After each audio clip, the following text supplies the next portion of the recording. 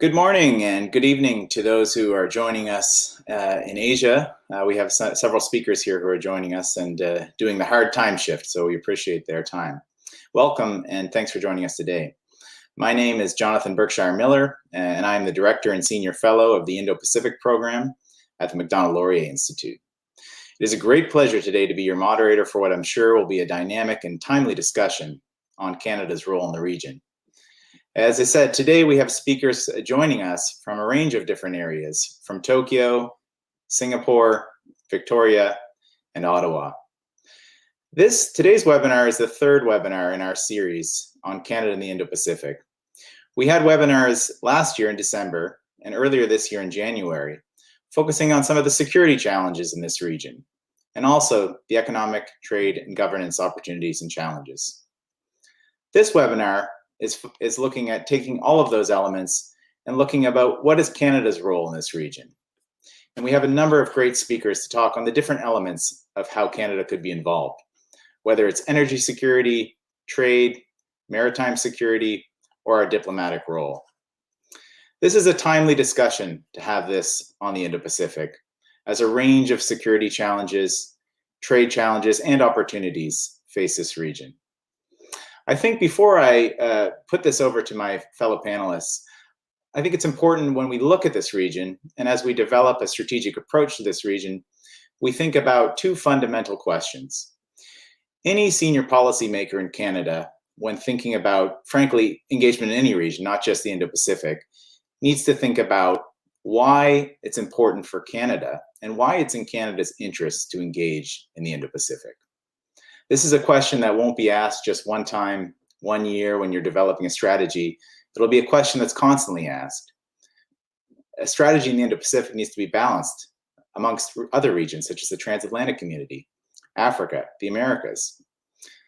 The second question that I think needs to be asked as well, and in tandem, and we need a balance in our response, is why does this region, why does the Indo-Pacific region need a more principled Canada? I think for us to combine the answers of these two will provide us with a solid framework for our strategic engagement in this region. So on that note, I'd like to move to our first speaker today. So very delighted to have a good friend of mine, Dr. Stephen Nagy, who's joining us from Tokyo. Stephen is a senior associate professor at the International Christian University in Japan. He has several affiliations. I feel he collects them like baseball cards. He's got a number of different distinguished affiliations, but I can't list them all, but I'll just list a few. He is a fellow at the Canadian Global Affairs Institute. He's a fellow alongside myself at the Japan Institute of International Affairs in Tokyo. And he has had a number of different affiliations with other Canadian think tanks and think tanks abroad. So Stephen, please, the floor is yours to start with. Thanks very much, Jonathan, and thank you very much to the Macdonald-Laurier Institute for this holding this seminar. It's really important. My comments are threefold, and first I'd like to talk about really why I think Canada should be engaged in the Indo-Pacific. Second, and it echoes your initial framing of today's discussion, is what do countries in the Indo-Pacific expect of Canada?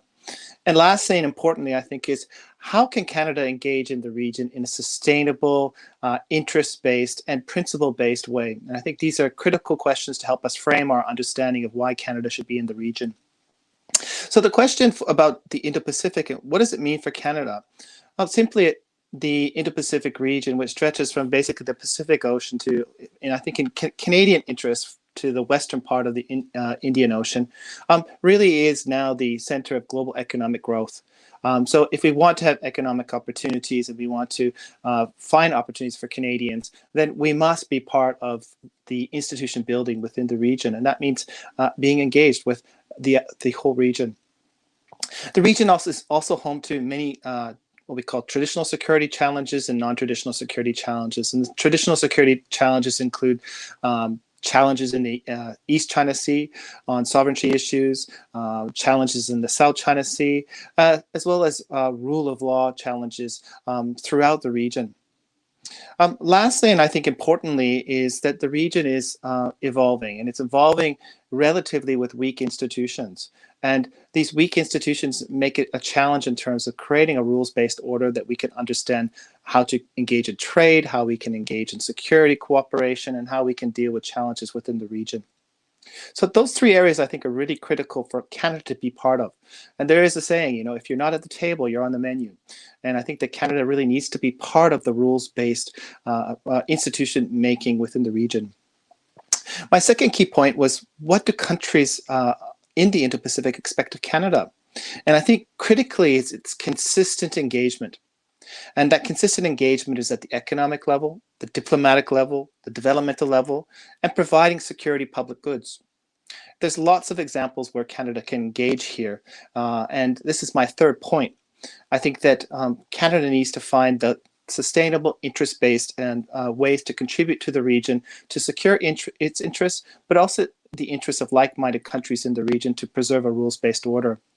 And here I think that there's broadly 4 or 5 different areas that I think Canada can deliver concrete, sustainable initiatives.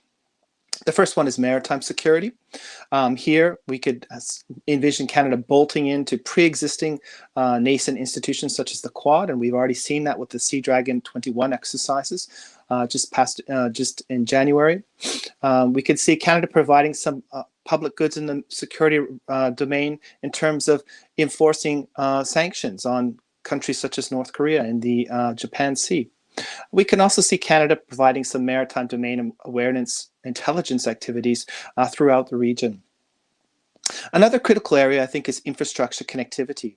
Here, Canada can provide, of course, resources, energy, as good governance tools for the region to help develop a more sustainable and integrated region. A third area that I think is important that Canada can have an active role is trade promotion. And I think the CPTPP is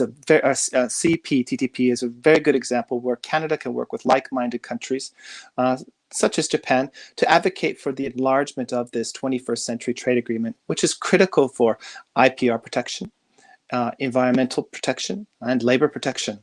And I think that Canada should be working with those like-minded partners to expand this trade agreement. The last 2 areas that I think are really critical is the cyber domain. And again, Canada should work with like-minded countries to promote what we call a data free flow with trust, or maintaining high digital standards, open digital standards, and preventing the bifurcation of the digital economy.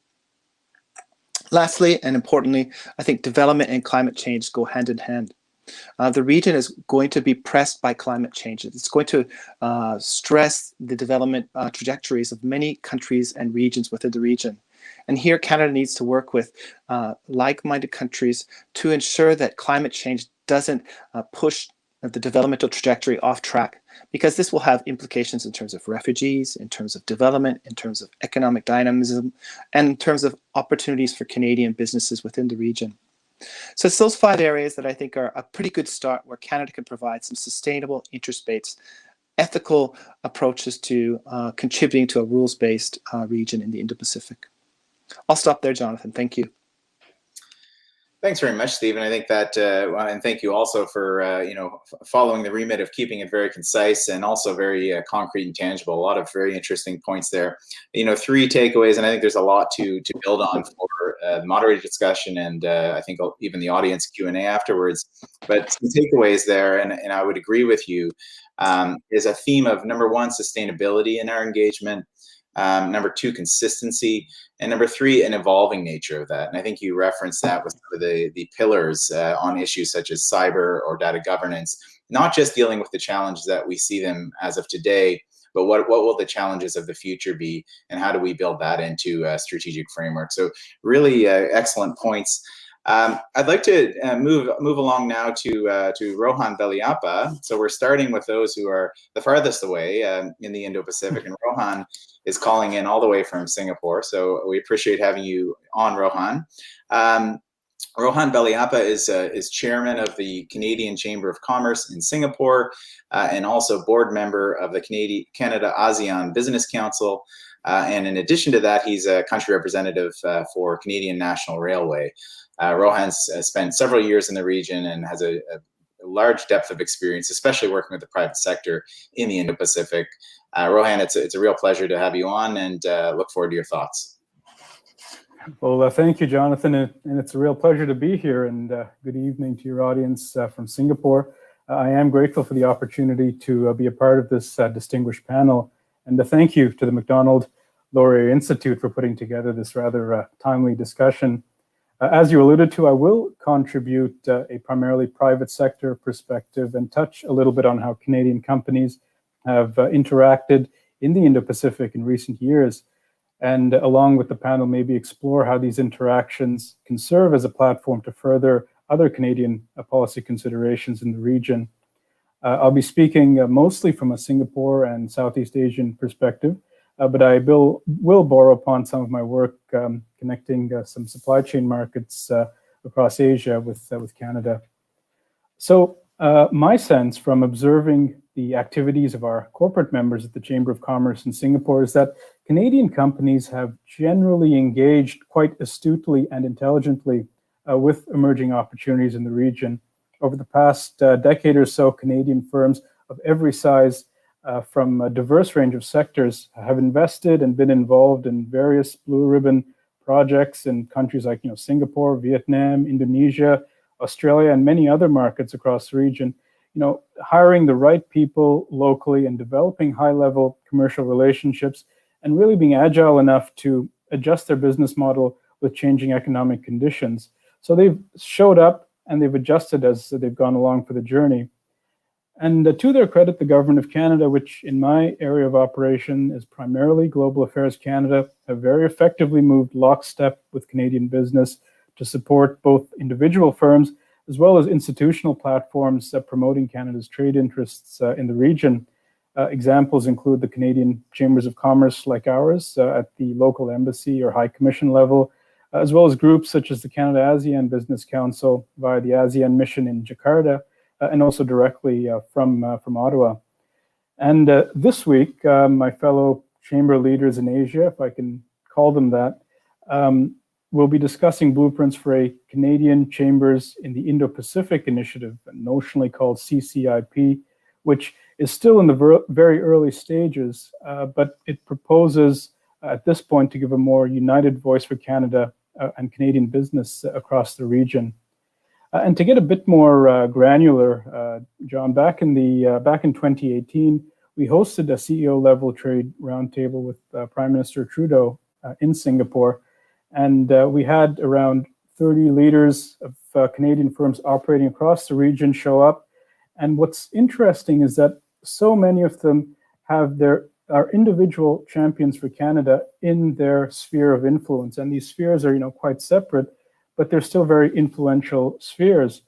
And in a region like the Indo-Pacific, where relationships over the course of decades, not just years, but decades is very important, leveraging such members and their networks within the Canadian private sector could be very helpful for Canada's broader objectives. I have noticed the Americans, the Japanese, and others do make use of their private sector leaders who are similarly engaged across multiple channels and fora in Southeast Asia.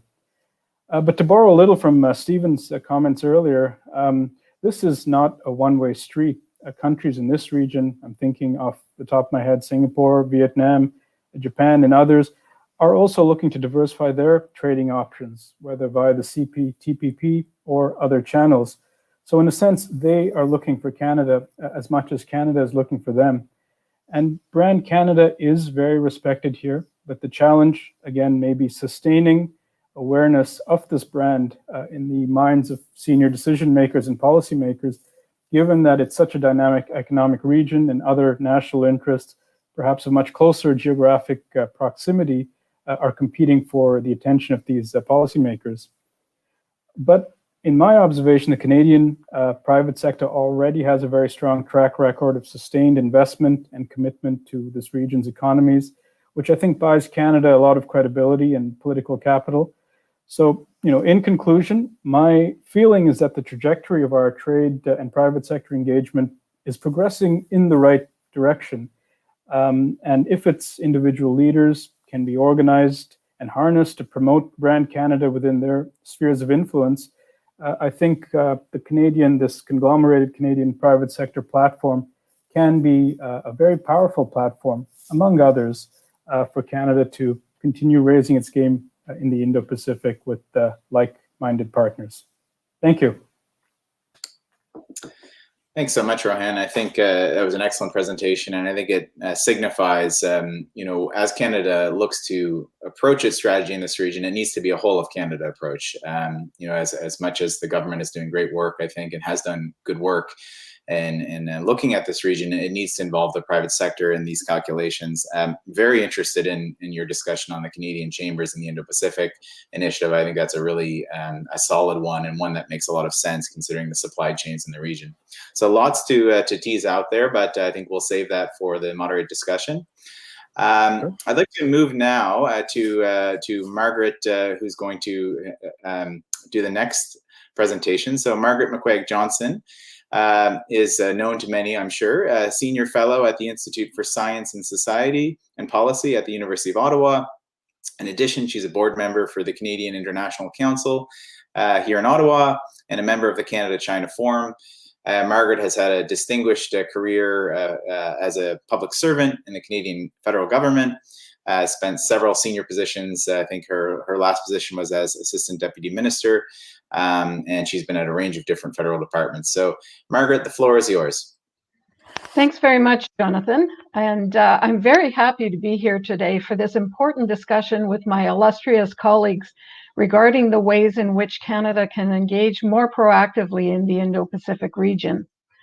I come to this question from my perspective as a researcher and analyst of China's innovation system and the challenges that Western technology companies have had in their joint ventures in China. I've also had concerns about Beijing's actions against countries like Canada and Australia that have considered themselves to be China's friends. This has compelled me to explore ways in which we in Canada can strengthen our relationships with other more reliable partners. In the summer of 2019, Canadians knew we would be heading into a federal election, and in discussions with officials at Global Affairs Canada, I was invited to submit my suggestions for the post-election government. One proposal I made in my transition brief was that Canada develop an Indo-Pacific strategy that would take into account the new China we were seeing and broaden and deepen our relations with other countries in the region. It's long been my belief that as a Pacific nation, we should be much more engaged with countries in the Indo-Pacific. I was therefore pleased to see a few months ago in a press report that Global Affairs Canada has in fact been developing such an Indo-Pacific strategy. But what I had proposed is not just a matter of diversifying our trade efforts to other countries in the Indo-Pacific, although it certainly includes trade, nor is it necessarily a pivot away from China. Canada will always have relations with that country, and over time we will see the extent to which we can predictably and safely invest in our relationship there.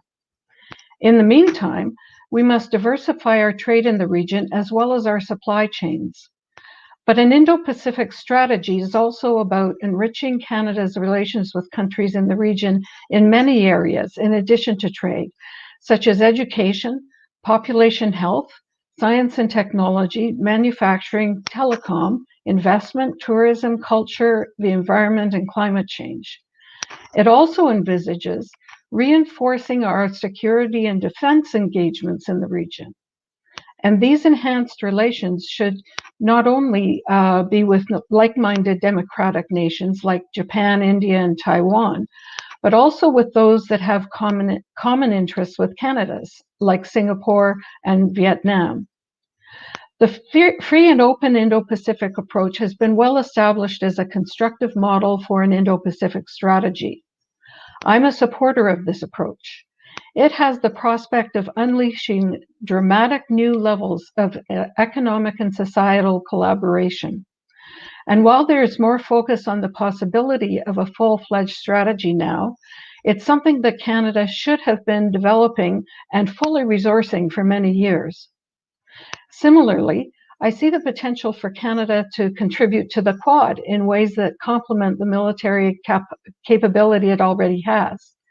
I also see the potential for Canada to participate in the Quad Tech Network, just as we are poised to participate in the D10 technology discussions, meaning the G7 democracies plus Australia, South Korea, and India, which will be developing technologies in competition with those of China.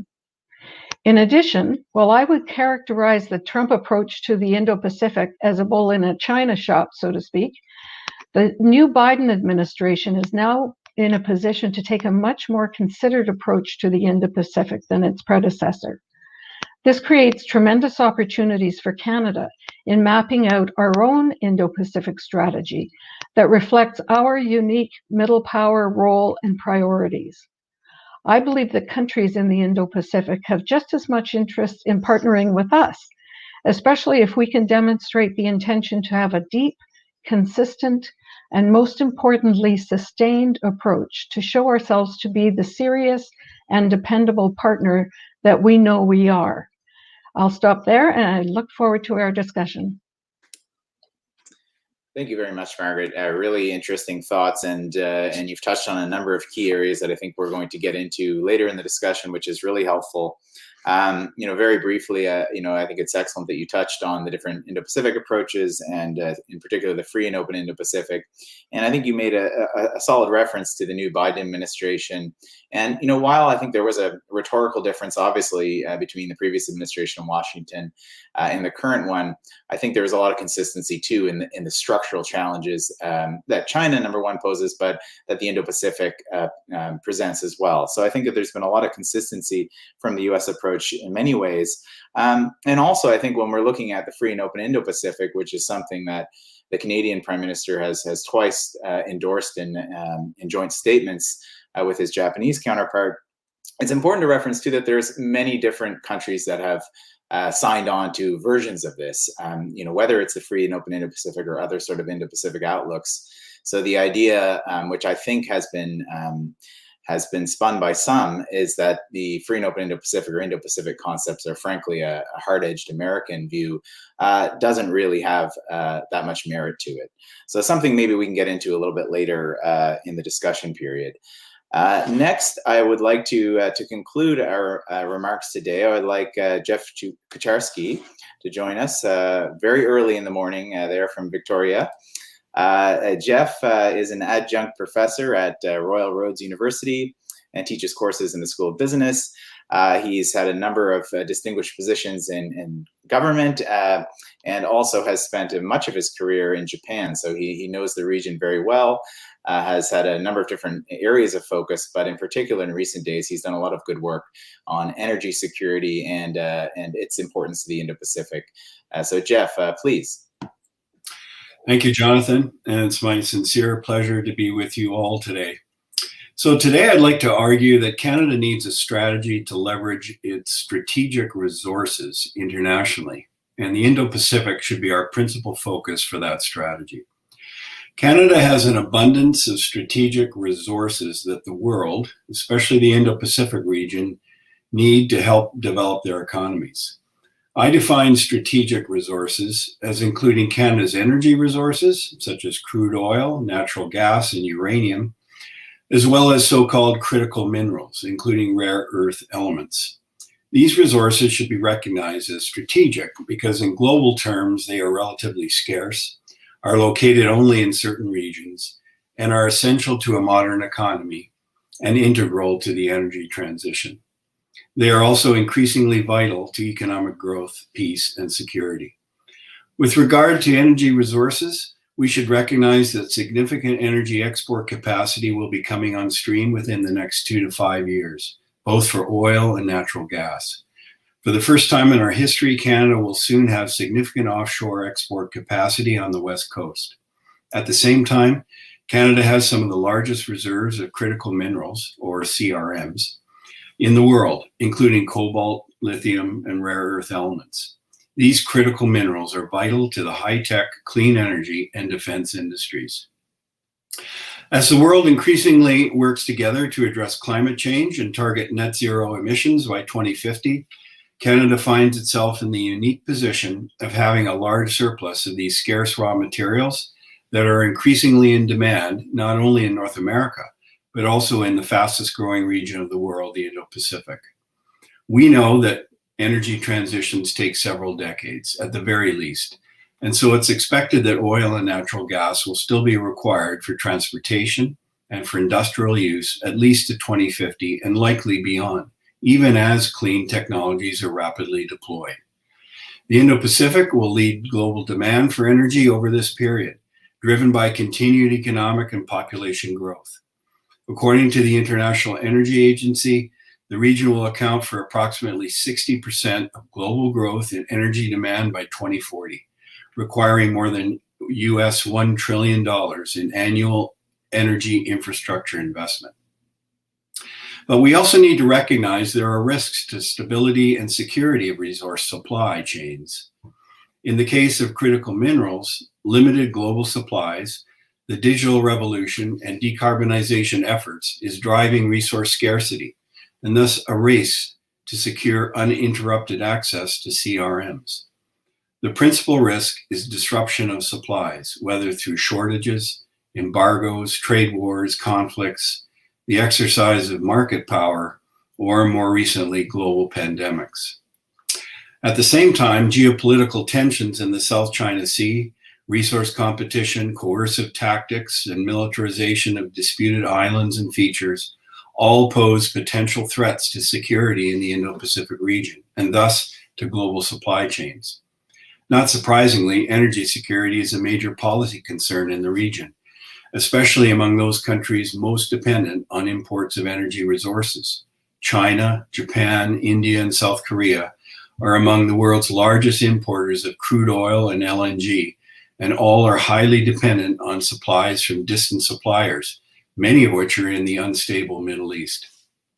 Canada must have a strategy to leverage our resource endowments and forge closer economic, security, and political relations with the Indo-Pacific.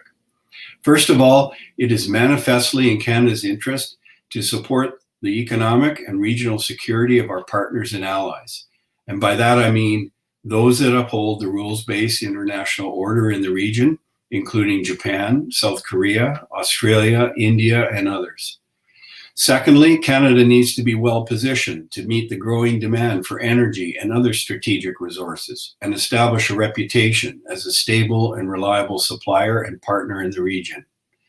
Canada's stake in the preservation of peace and stability in the Indo-Pacific is significant because our future prosperity will increasingly depend on stable trade, political, and security relationships with the region. Fortunately, Canada already has willing partners in the Indo-Pacific whose needs for strategic resources are a good match for our ability to supply them.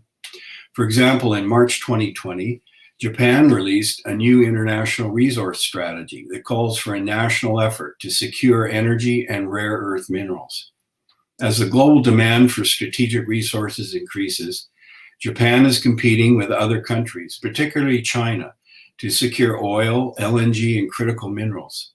Canada needs to be proactive with like-minded countries such as Japan, where our interests coincide and our values and long-term goals are in alignment. Canada's economic future depends in large part on how we position ourselves to deal with the opportunities as well as the challenges posed in the Indo-Pacific region.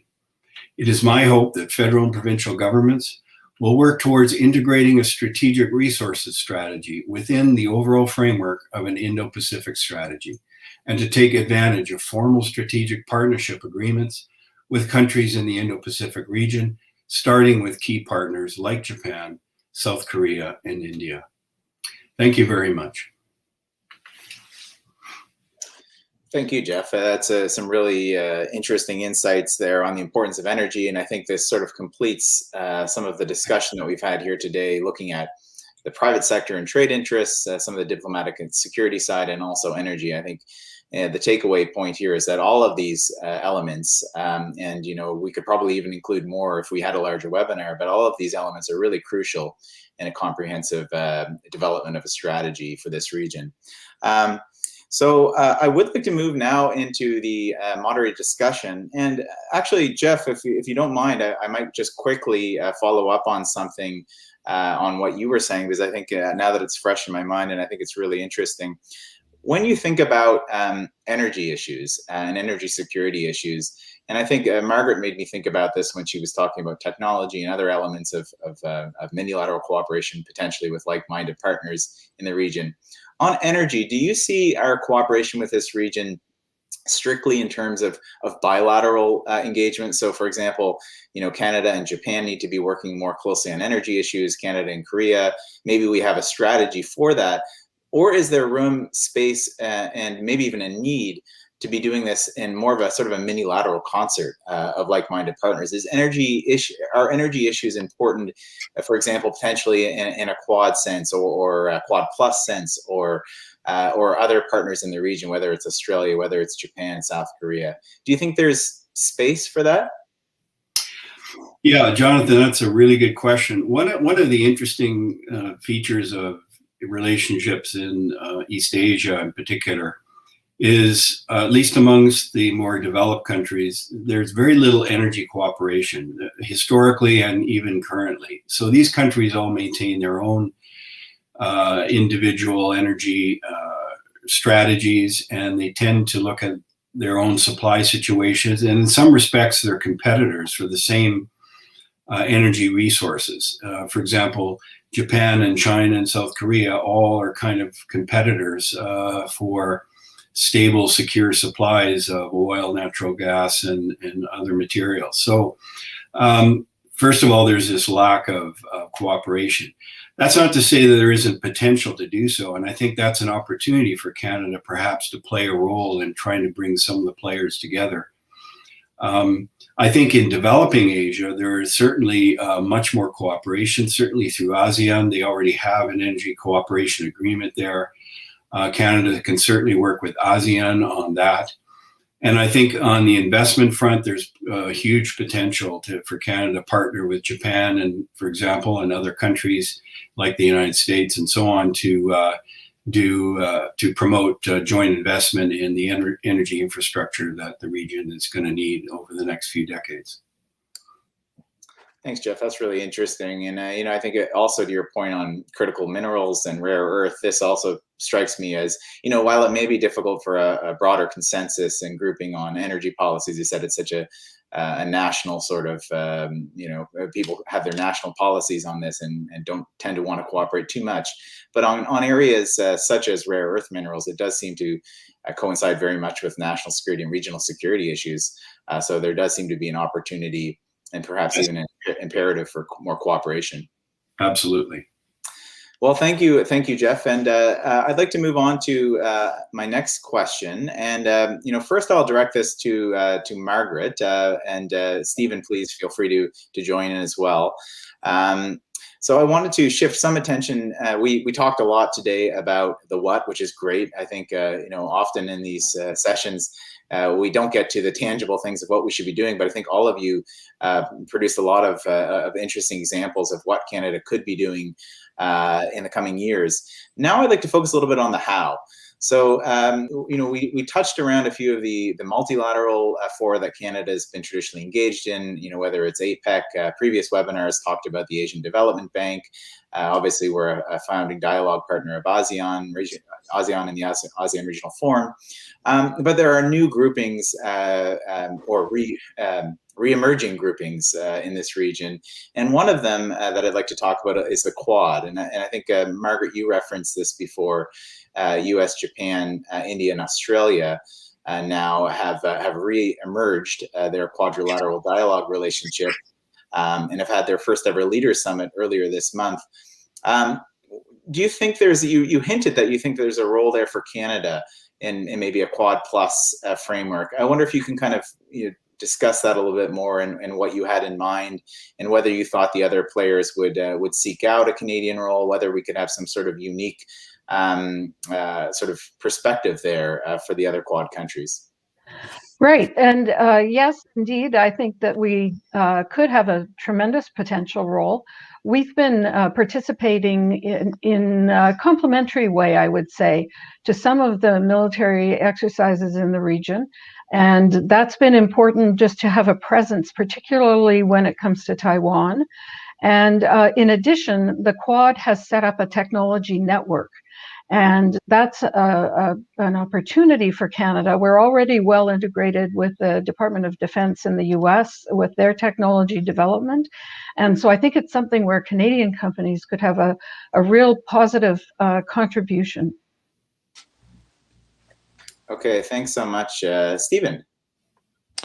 I have many different ideas here in terms of how Canada can get more engaged. And I think the Quad is definitely one particular element, but the challenge with the Quad is the substance of what kind of activities it's engaged in. And I think that Canada is a big country, but we have limited resources. And I think that we need to really focus on what capabilities that we can bring to the Quad or a Quad plus arrangement. So if we're thinking about it, echoes what I said in my initial opening statements.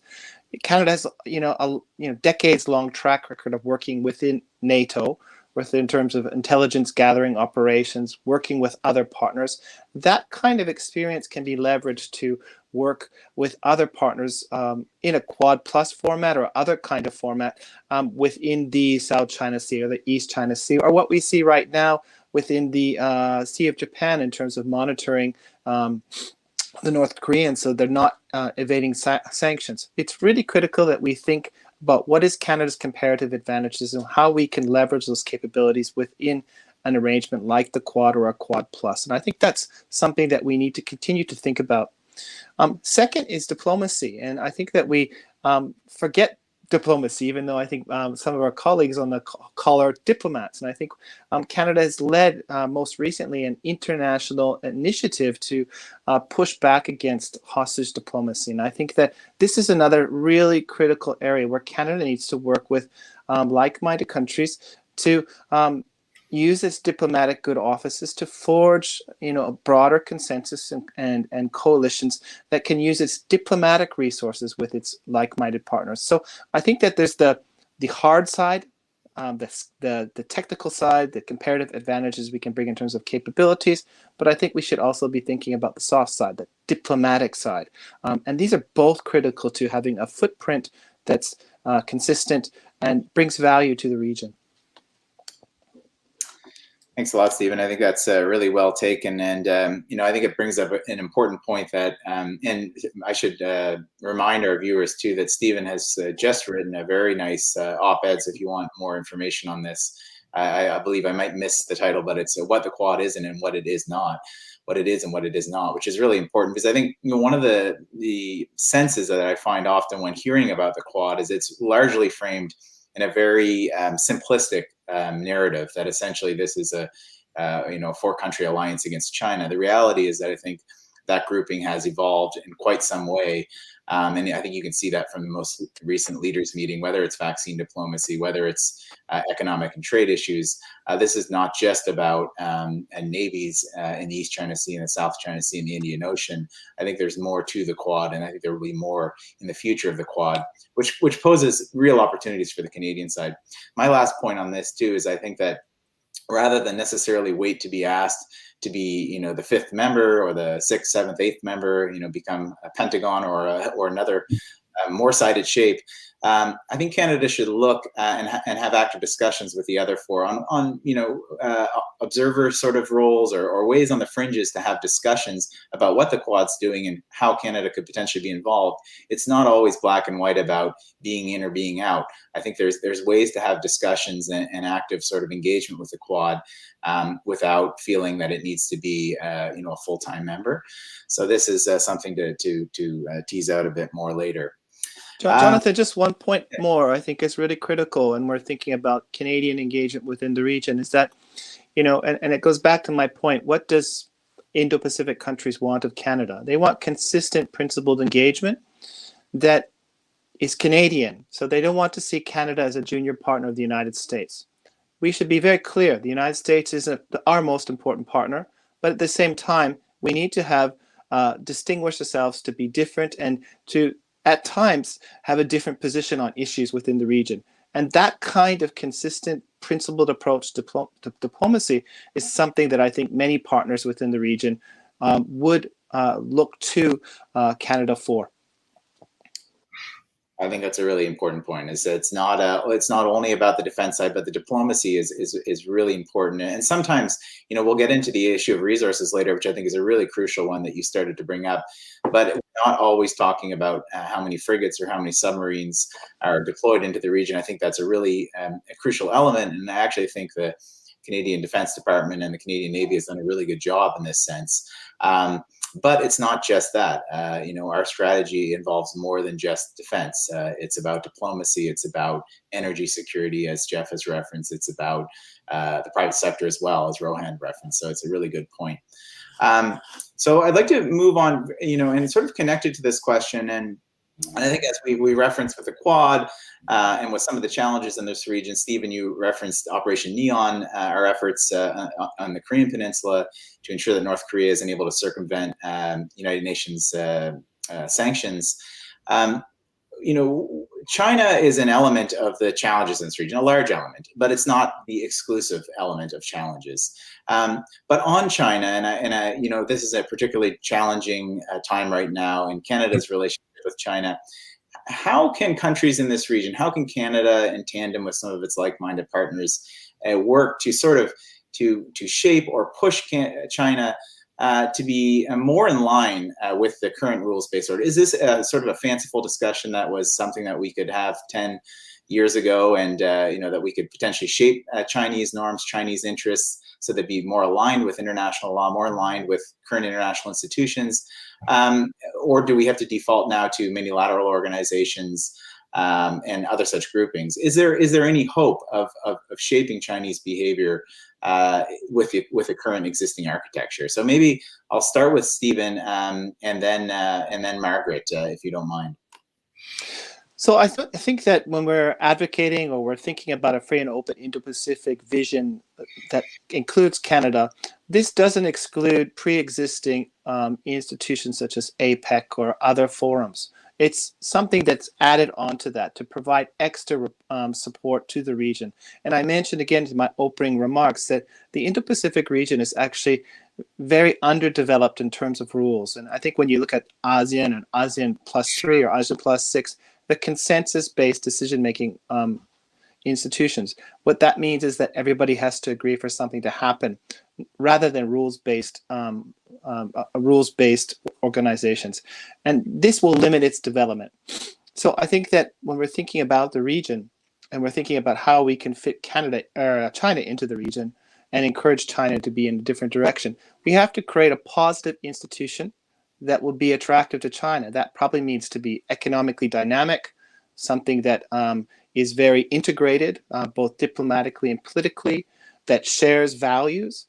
And these would gradually, I think, pull China in a slightly different direction. And I think that's really critical. If you create a critical mass of countries with shared understanding of rules-based order, that are focusing on free and open concepts, that are building shared institutions, China will want to be part of that. If they want to be part of that, they're going to adopt some or all of those rules. And I think that's kind of the way to move forward.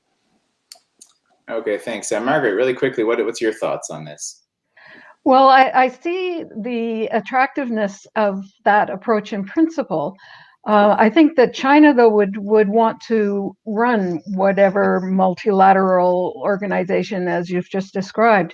I think it was interesting to see the interventions in Alaska at the meeting that Blinken had with Wang Yi.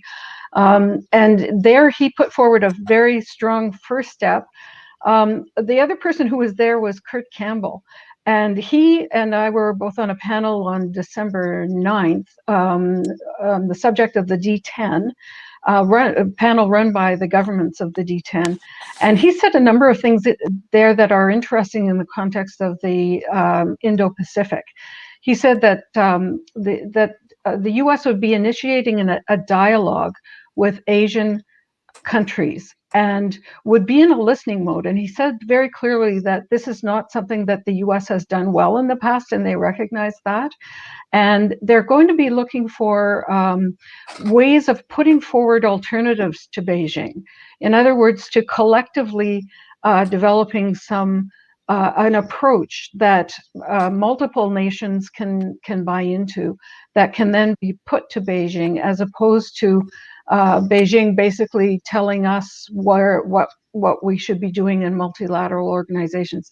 Having said that, he also said that one of their objectives is to convey to Asian countries that the era of U.S. dynamism is not over, that the U.S. has not lost its democracy. And so it's a bit of a clarification, I think. And then finally, he noted that China is good at splitting up alliances where they feel that nations are collectively forming against them, and that's something that the Asia-Pacific, the Indo-Pacific, and the D10 would have to be watching for. Okay, thanks so much, Margaret. Really interesting, and I think also an area that our audience is very interested in. So, once we finish the moderated discussion, we might get back into this, and also the U.S.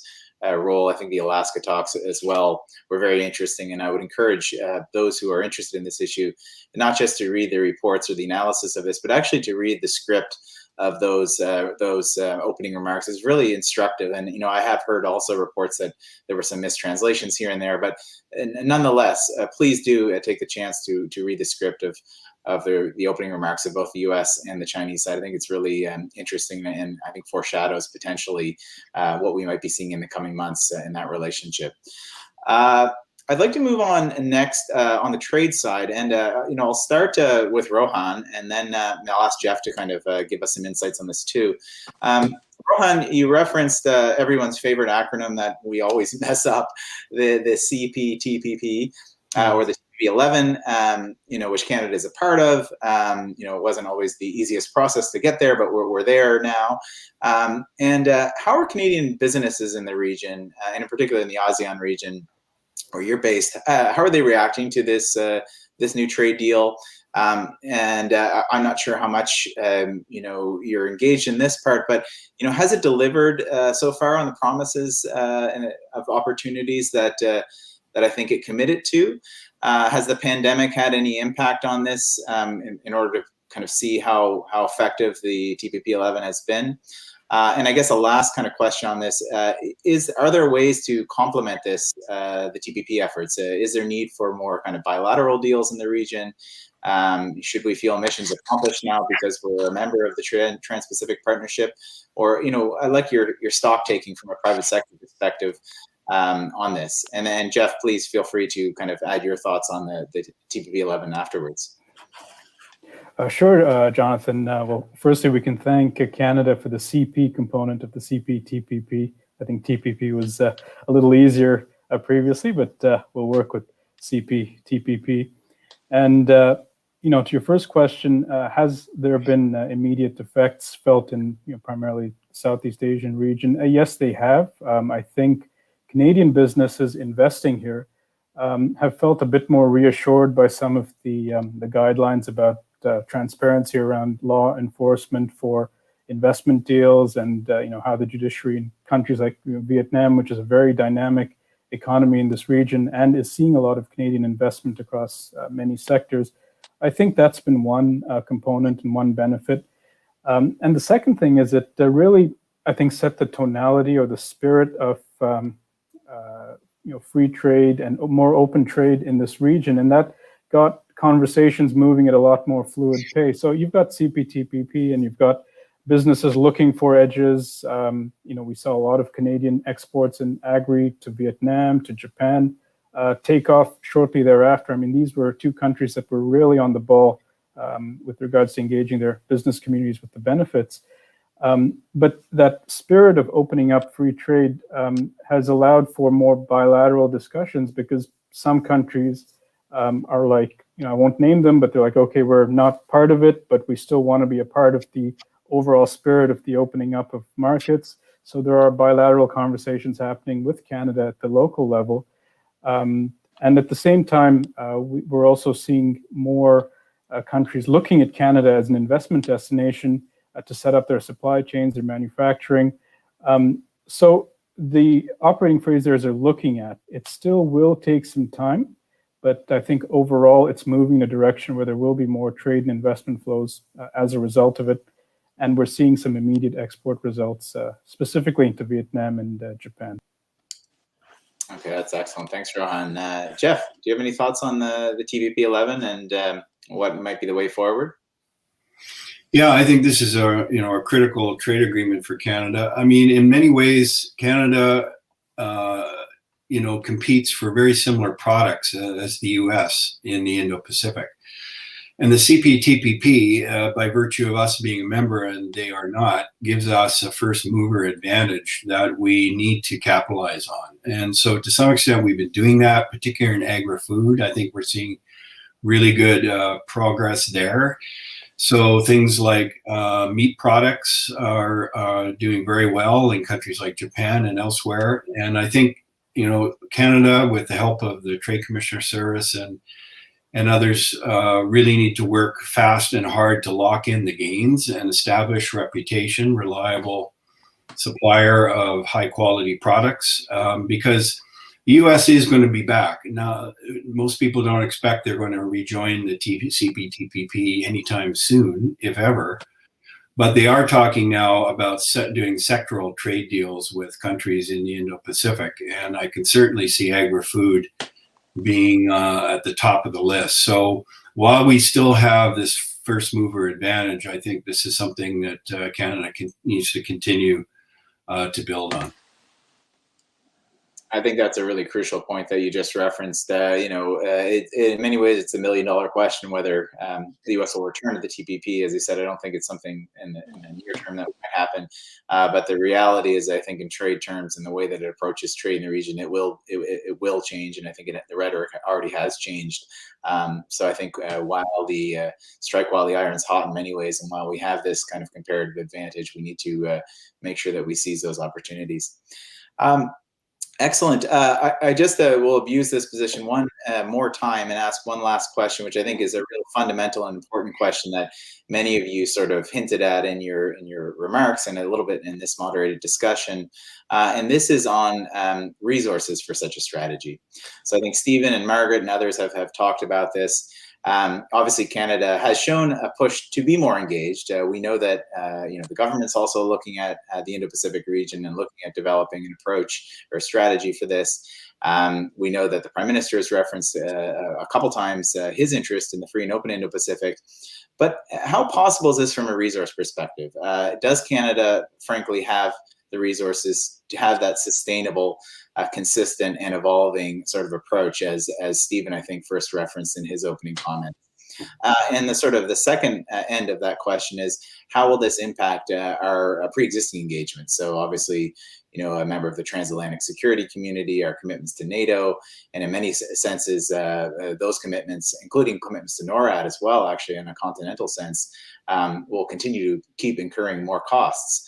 Are there the resources to fund such a push to the Indo-Pacific?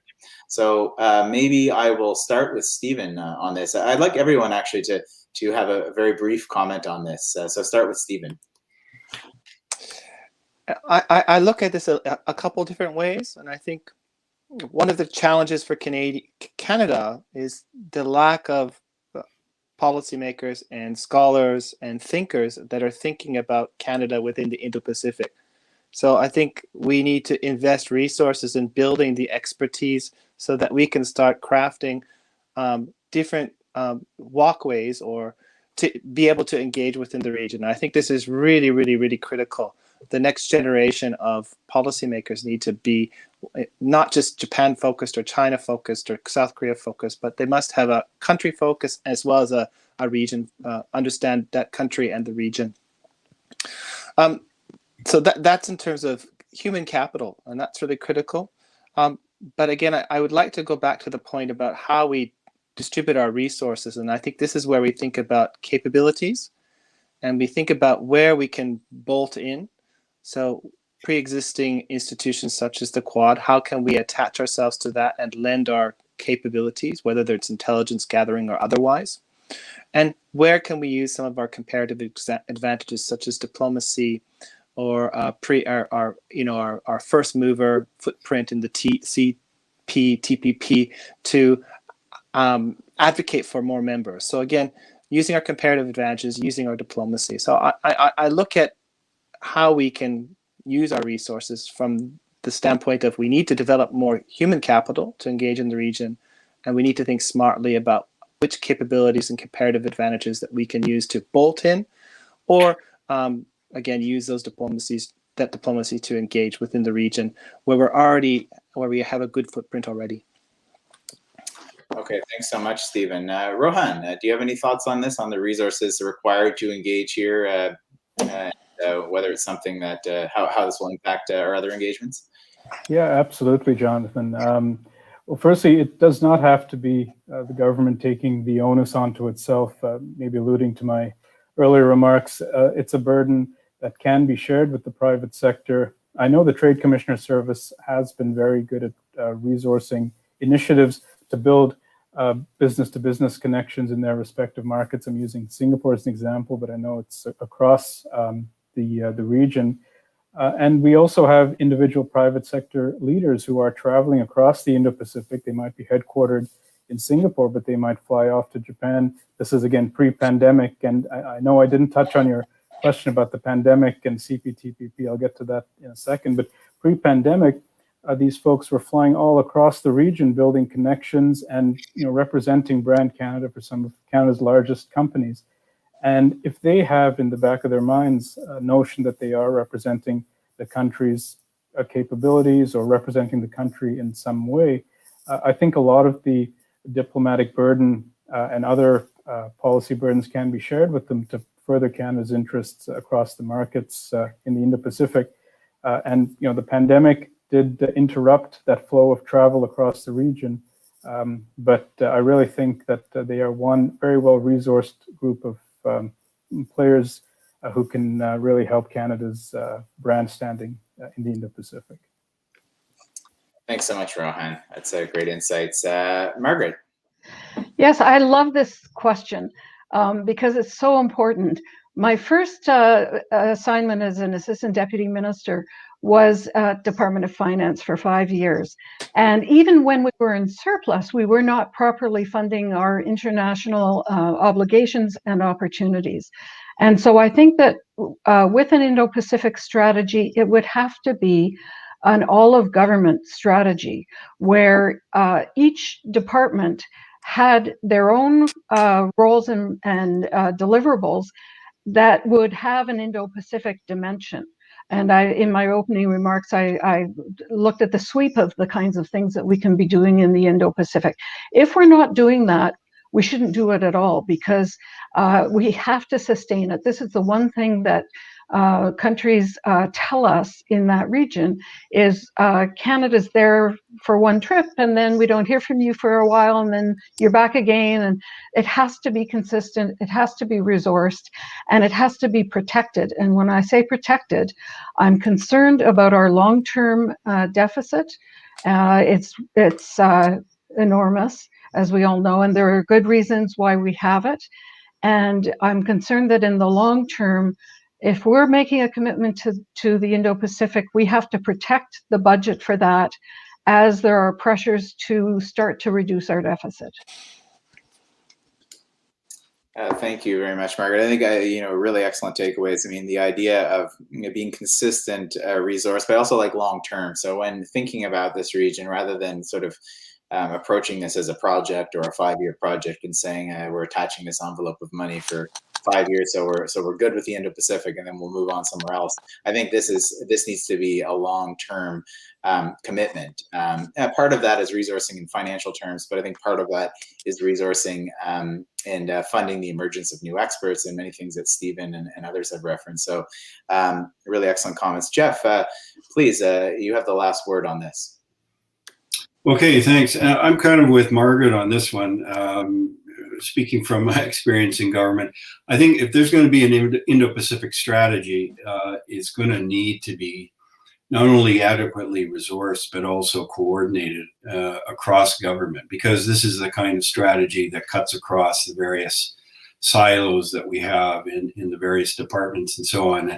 I can just think of two critically important ones right now as Global Affairs and Natural Resources Canada, for example. These two are going to need to work closely together. And I would add the provincial governments, that we should be leveraging the resources of the provinces, which have, in many cases, international offices. They have budgets and staff dedicated to trade development and international work.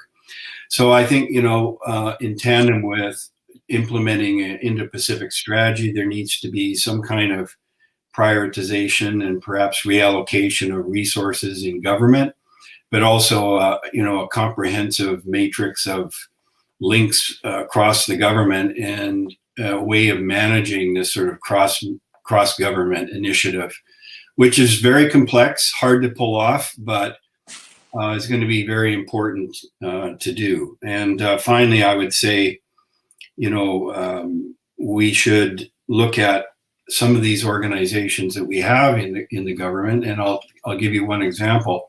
FinDev Canada could be potentially a very important partner in terms of stimulating investment in various areas, including energy and so on, in the Indo-Pacific. But right now, their mandate is strictly on Africa and the Caribbean, and they have no mandate in the Indo-Pacific for some reason. So these are the kinds of things that need to be looked at, and and I think, as Rohan indicated, working with provinces and the private sector is going to be an important part of this. Thanks so much, Jeff, and thanks to all. I mean, I think an excellent sort of final point there on the need for coordination, both within the federal government, I think within the provinces, and one of the interesting points that I think a couple of you mentioned was that this burden or this opportunity of this engagement from a resource perspective need not fall only on the lines of one department in the federal government or even the federal government itself. This is something that can be done, complemented, the track one, in addition to the private sector, as Rohan said, it's had a traditional engagement in this region, but also I think from the academic think tank intellectual sector, as Stephen referenced. There are a few, more than a few, but not enough experts who look at this region who are Canadian. But the idea of cultivating more talent, especially from the young and emerging networks, I think is a really important priority for Canada going forward. And the idea of coordination, I think, is crucial. So it's easy to kind of say, well, we need all of these different factors of society to kind of work together for an Indo-Pacific strategy, but coordination is really important. And I think that gets to the point, and I should make a short plug for our briefing series that we also have attached to this webinar series, and please look out for a couple of briefs that are going to be coming out. One's going to be coming out on the Korean Peninsula, and another one on this topic, which I've written. And one of the points I argue is the need to appoint a high-level coordinator within the federal government to sort of deal with some of these challenges. So it shouldn't be left on the doorstep of only one department. Obviously, a lot of departments are going to be doing some extremely heavy lifting with this, but I think there's a need for a very high-level appointment of a coordinator to deal with this, and also to engage with our most trusted partners and friends in this region. So that's an excellent way to segue now to the Q&A, and we have a lot of interesting ones. So I don't know if we're going to be able to get through them all, but I'd like to start with one again that kind of hits on Canada's approach to this region. And we had one of our panelists, one of our audience members who asked, he said, Canada has no official Indo-Pacific vision or strategy at the moment.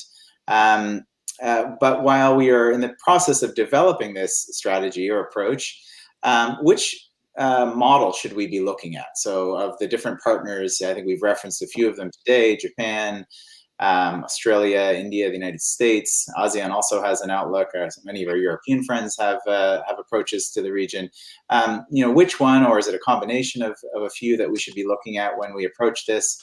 And sort of connected to this question, is there one sort of state actor, one relationship in this region that we've sort of dropped the ball with? Is there one partner here that we just have not effectively engaged with, that we should be engaging much more deeply with, and could be a backbone of our strategy in the Indo-Pacific? So if I can start with Stephen on this. So I think, Jonathan, there's the Netherlands, the Germans, the French, of course, the United States, and the Japanese have all put forward some version of an Indo-Pacific guideline or vision or strategy. I think the vision that probably most aligns with what Canada is interested in is probably what we see coming out of Japan, that focuses on a free and open Indo-Pacific context. Its core pillar really is promoting a rules-based order within the region.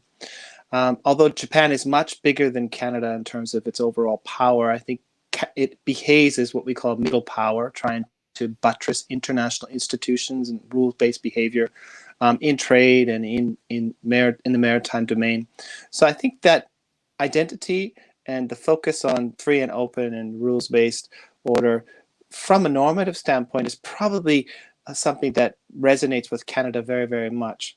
A second aspect I think that's important in the Canadian context or in the Japanese context is that it's not solely focused on security, infrastructure connectivity, the digital economy, promoting a rules-based order within the maritime domain, promoting economic integration, and now we've seen diversification of supply chains, as well as working within the quadrilateral framework to provide a boosting of vaccine productions and distribution. So what we see is the Japanese model really evolving according to needs within the region, but it's not solely security focused. And I think it presents a template for Canada, but not necessarily the exact recipe that will reflect Canadian interests. And here, I think that's really important that we ultimately look at what are Canadian interests within the region. But I think the template that comes out of Japan is a pretty good start to focus on. Okay, thanks so much, Stephen. Margaret.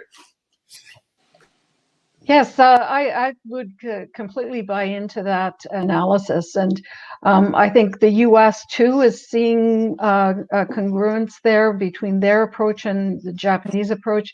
But yes, I think the Japanese approach is the right one. I have seen some analysis that suggests that we should be going in quite a different direction, almost an anti-U.S. approach. But I think that's dated, and I think that's looking at Trump and saying he's not dependable. We have a very different American administration in charge, and so I think that working in tandem with Japan and the U.S., we should be very well placed to have a complementary strategy to their own, and one that is truly Canadian. Thanks, that's excellent. Jeff, Rohan, Jeff, did you have any thoughts on this? I think I agree with everything that's been said, and it's important for Canada to work with partners, and Japan and the U.S. are going to be key because they seem to be most aligned with where our interests would be in the region in terms of trade and security. And in broader context, I think FOIP is a kind of a framework that Canada could easily buy into. It's not anti-China. It's not just security focused. It does have trade, security, and a broader context to it, and it could be expanded. So it's something I think Canada should pursue further. Thank you very much. Rohan, did you have any thoughts on this point? Yeah, very briefly, I'll be a bit parochial, Jonathan, and say Canada could do more with Singapore. I'm in Singapore, and the reason I say that is Canada is already doing a lot in terms of on-the-ground engagement. But I think from an institutional level, there are no direct flights between Canada and Singapore. It's a well-run democracy, like-minded part of the Commonwealth, and they have a wonderfully nuanced approach to balancing diplomatic considerations between the US, China, the EU, Japan, and the other players. And I think that nuanced approach, I just watch it in admiration from a distance and read about it. But I think there are a lot of insights that Canada could gain from Singapore's approach. And maybe we could start with some direct flights once travel resumes. Well, thank you. I agree. I mean, Singapore is a very important country in the region and a very important country for Canada. And I mean, one of the things we haven't had the chance to kind of get into the discussion on, but as important as the engagement with ASEAN as an institution is, and Southeast Asia as a region, I think it's also important to individually through member states and some of those relationships that we have more longstanding ties, such as Singapore. I think it's important to kind of to cultivate those relationships as much as we can. And I, fully agree on the points that many of you referenced on Japan.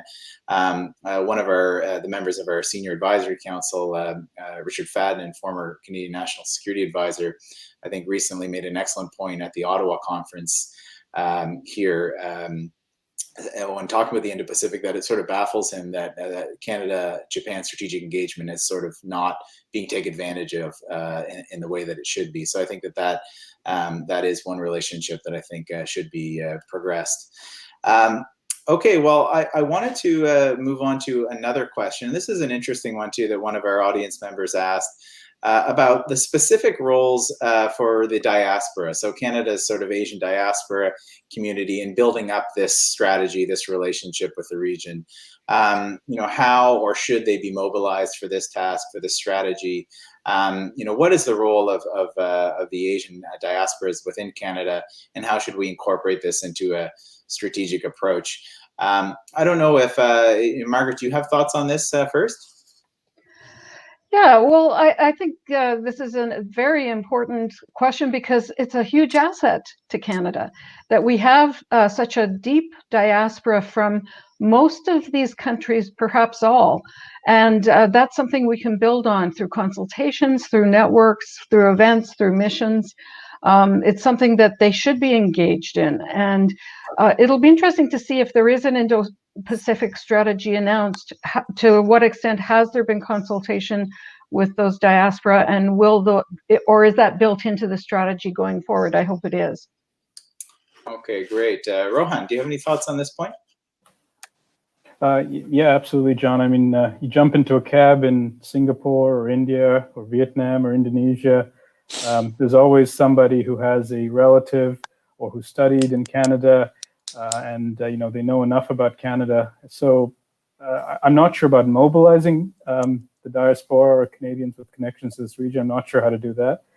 But the reality is a lot of people have very subtle but strong ties to Canada. And usually they never talk about it. You can go into a room in Singapore and half of them will be Canadian citizens, but you couldn't tell because of our multicultural ethos.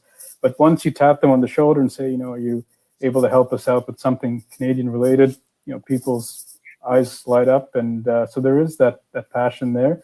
I think it's a matter of proactively tapping people on the shoulder with whatever, policy objectives might be the case, or the priorities might be at that time. Because, our Canada days across this region are filled with people that we often never see for the rest of the year.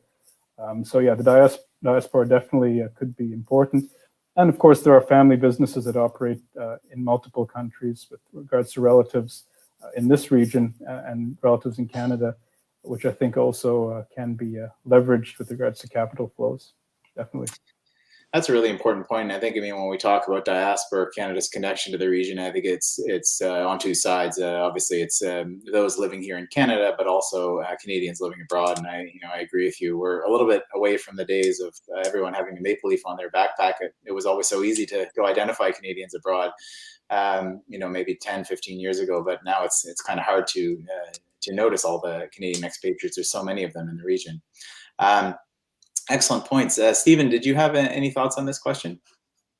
It's a delicate topic, and I think the Indo-Pacific region has many different countries and backgrounds, and the diaspora that comes from the different countries have different dynamics. But I think that the new national security law in China, we don't know what are the boundaries of where it can be enforced, and I think that it could disenchant many Canadians of Chinese backgrounds to get on board or support openly an Indo-Pacific vision. So, and I think that we've seen it backfire in terms of the Indian diaspora and how it's created challenges between India and Canada, with I think not well considered engagement in India. So I think any kind of leveraging of Canadian or a diaspora from the region really needs to be well considered. And we need to be very knowledgeable about the internal dynamics and politics in those countries so that we can best leverage those skills, but of course not put those individuals in a difficult position. Okay, that's great. Jeff, did you have any quick thoughts on this?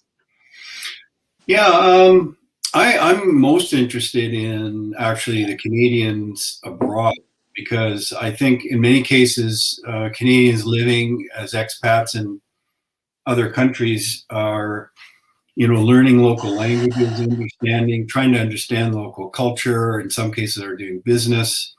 They may be members of the local Canadian Chamber or some kind of friendship association or whatever. So they have some connections socially, culturally, business-wise, some language and cultural experience and capability. These people should be leveraged much more than they are, although there are some excellent examples of where they have been engaged and have really helped Canada's efforts. As far as the diaspora in Canada is concerned, certainly the first generation immigrants are still maintaining some connections with their countries they've left. And in some cases, like Rohan, I think said, family businesses are ongoing. But once you get into second, third generation, they become Canadian, and then they're like every other Canadian. We still need to provide the resources to help people, do support international trade and so on. So I'm quite interested in the Canadians abroad. Okay, that's excellent. Well, we're motoring along here. We got a lot of interest here from the audience. I'm going to put together a couple questions here. We have one from one of our members of parliament from South Surrey, Carrie Lynn Findlay, and she asks how this Indo-Pacific strategy initiative correlates or may work alongside strategic initiatives such as CANSUC, and also things such as our Five Eyes commitments, our Five Eyes relationship. So, what are the convergences? In what ways might there be a nexus between our engagements in the Anglosphere and also our emerging Indo-Pacific strategy?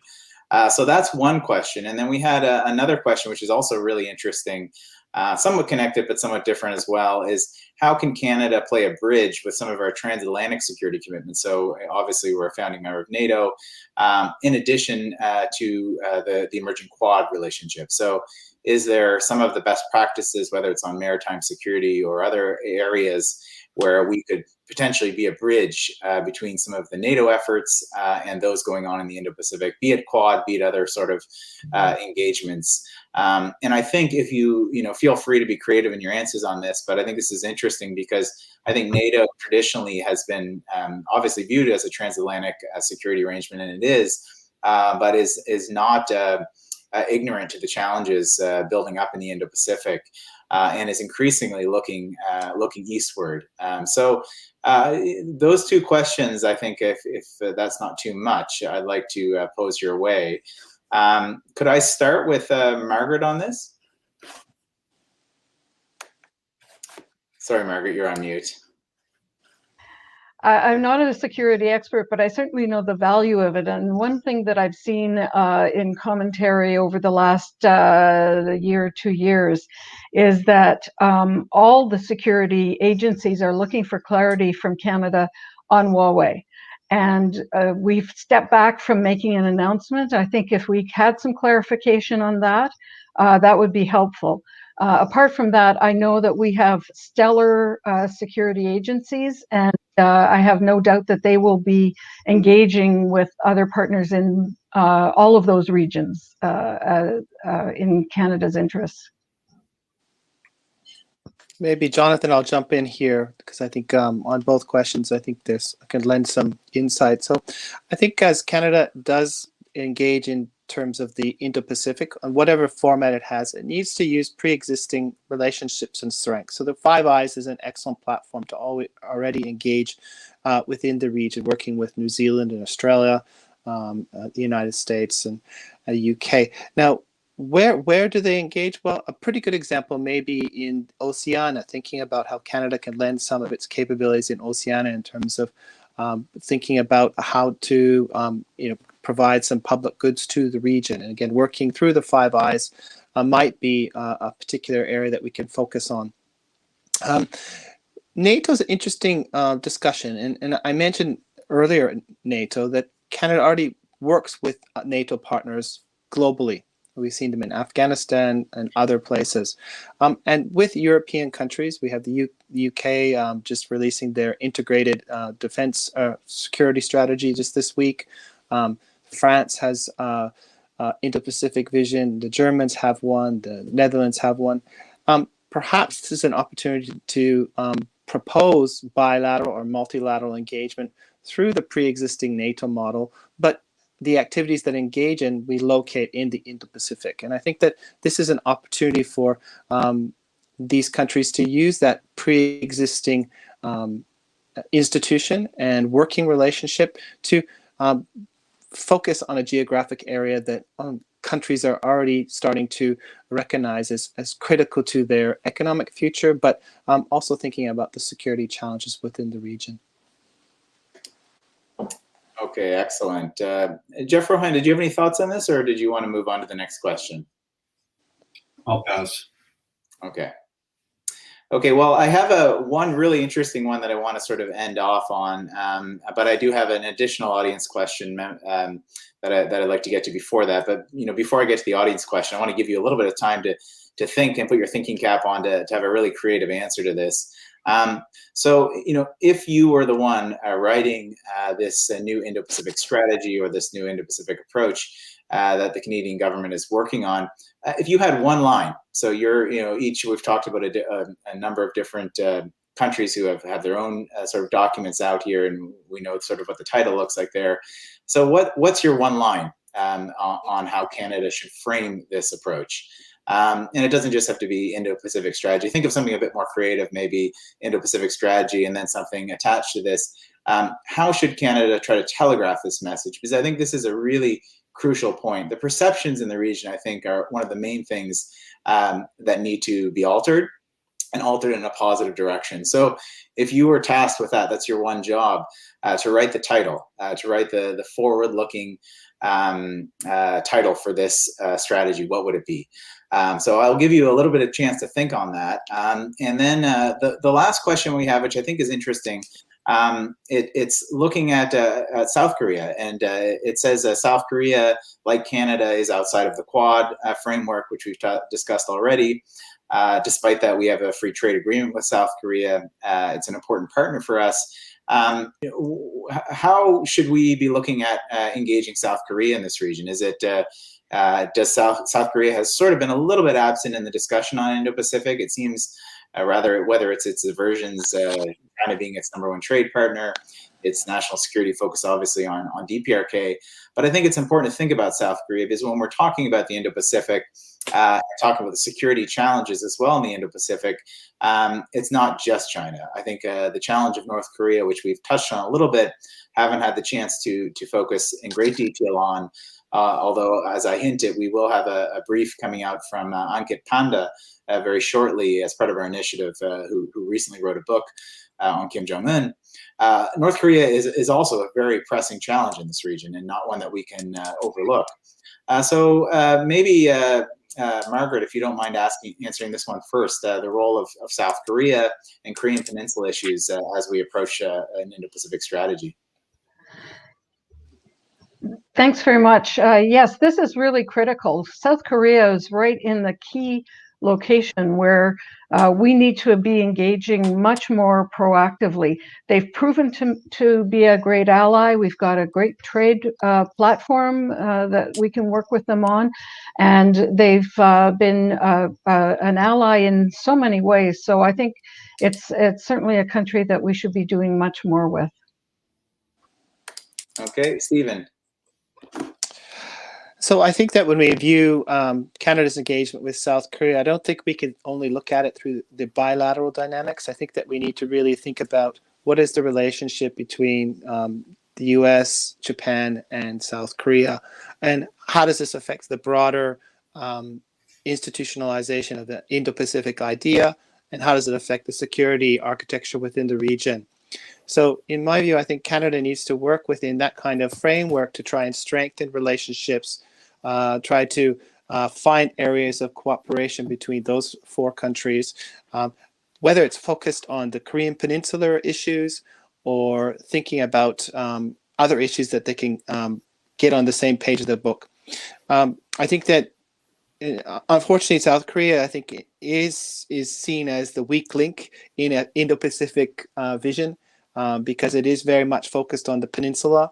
So if we want to address and include and find a role for South Korea, we really need to address the peninsular challenges, as well as, I think, the challenges with regards to South Korea's economic dependency on China, to allow it to have more strategic autonomy. And that's going to take more than Canada. It's going to take working very closely with the United States and Japan, and perhaps other countries as well. Okay, excellent thoughts. Jeff, did you have any thoughts on this? Yeah, I'm totally with Stephen on that one.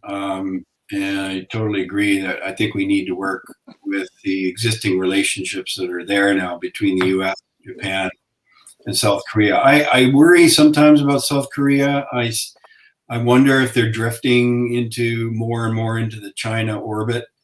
You know, they're not a member of CPTPP, but they are a member of RCEP.